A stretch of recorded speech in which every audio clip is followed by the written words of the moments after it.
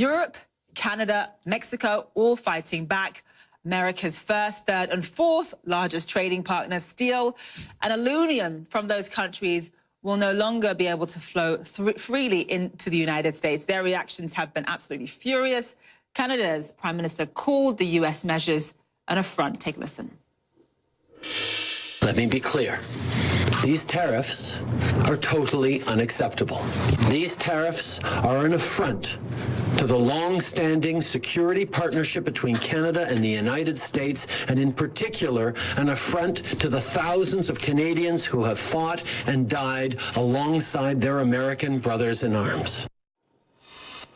Well, America's trading partners are fighting back with more than just words. They're actually imposing tariffs of their own. They're retaliating. That pushed down industrial and consumer stocks on Wall Street. Let's take a look here. As I mentioned, the Dow closed some 250 points down in the red, just off the lows of the day. We'll have more on the market reaction in just a moment with Paul and Monica. The blip, though, the blip you see around 2 o'clock, where it really went down, was just as Justin Trudeau announced their response, the fact that they were planning to retaliate as well. Canada says that it will impose dollar-for-dollar tariffs on American goods, including steel and aluminium. Those go into effect on July 1st, in about a month from now.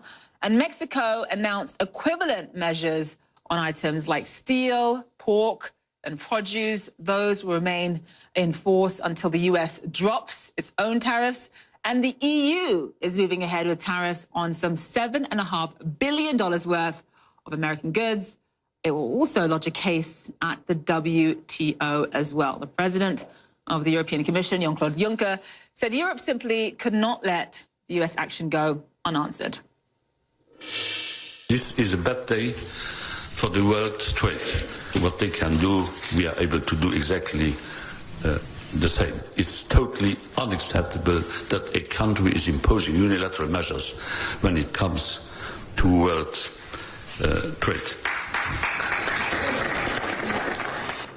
And on top of all of this, President Trump wants new measures on German car makers. According to a report, it sent the country's auto stocks plunging into the red. You see Volkswagen there down 2.25%, BMW down about 1%, Daimler also down about 2% as well. Let's get the reaction from Europe and Canada. We've got Tika Schubert, who's joining us live now in Berlin.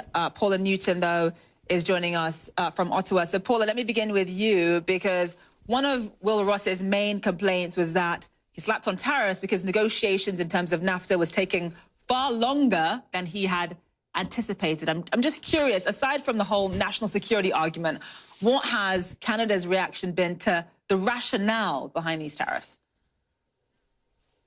Well, they say that there absolutely is no rationale, but it has changed today. Today, we saw a marked change in the way Canada will now handle the Trump administration, and you will see that Europe will react that way as well. What am I talking about? Well, Justin Trudeau has been known to box. He's now taken the gloves off. Now, he refrained from any kind of name-calling or being that too hard against the Trump administration, but when asked bluntly, why do you think they did this after months of trying to negotiate, he just said, I don't know. You're going to have to ask the president. He made it clear that, look, the United States exports more than 50% of all of its steel. Where? To Canada. Now, that steel will have a 25% tariff on it as well. What does it mean, Zane? It means for a trade war, game on. What was really key here, though, going back to NAFTA, Zane, was the fact that, Justin Trudeau let it all on the table. I was willing to go to Washington this week, try and sign up a NAFTA deal. Trump and I sitting down to the table, getting it all worked out. He got a call from Mike Pence. He said that, look, without a sunset clause, something that Canada is totally against, meaning that the NAFTA deal would expire every 5 years or so, Mike Pence told him there would be no deal. And so Justin Trudeau was left hanging, and he knew where this retaliation would go from there. So Paula, then what happens next? Because Wilbur Ross has made it clear that even though these tariffs are being put in place, technically he wants the NAFTA negotiations to continue. So from the Canadian perspective, are they still holding out hope at this point? Oh, absolutely. And they will continue to negotiate. This is all a bargaining tactic. And unfortunately, industries on both sides of the border, quite frankly, throughout the world, consumers and businesses will now be on the hook because they will be paying more for certain goods. Zane, this is a lot about the midterms in November. And Donald Trump wanted to make sure he had some cred on the campaign trail. He is terrified that the Democrats will take over the House. He wants this credibility in the Rust Belt. He wants some of those tight races to go the Republican way.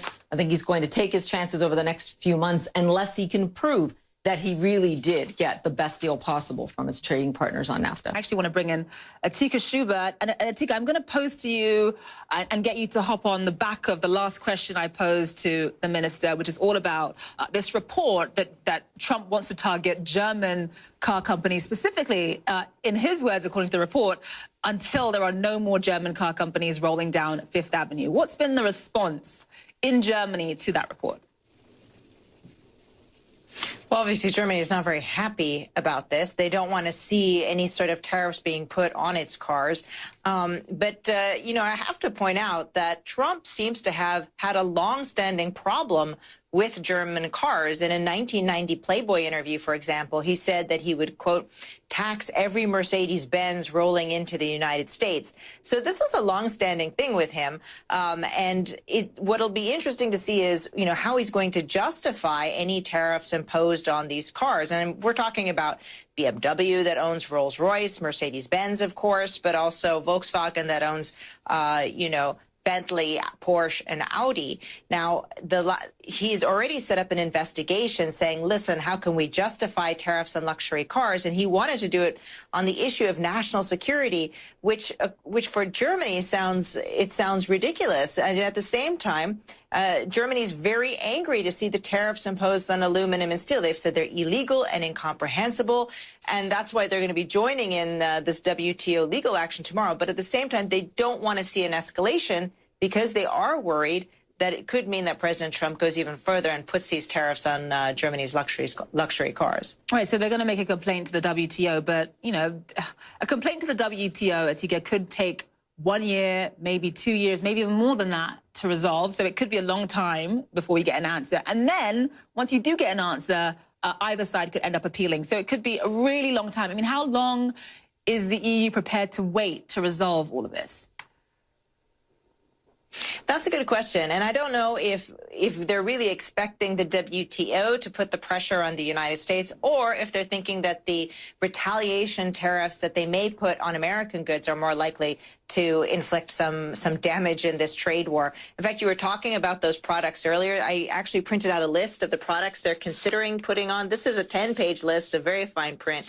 And it includes, everything from sweet corn, which is the first item on here, to playing cards at the end, with hundreds of American products in between. So I think this is much more likely to have an impact in pressuring the U.S. in that sense. The question is, what kind of duties are they going to put on these products? Will it be as high as 25%, such as the U.S. is doing with steel, or something less?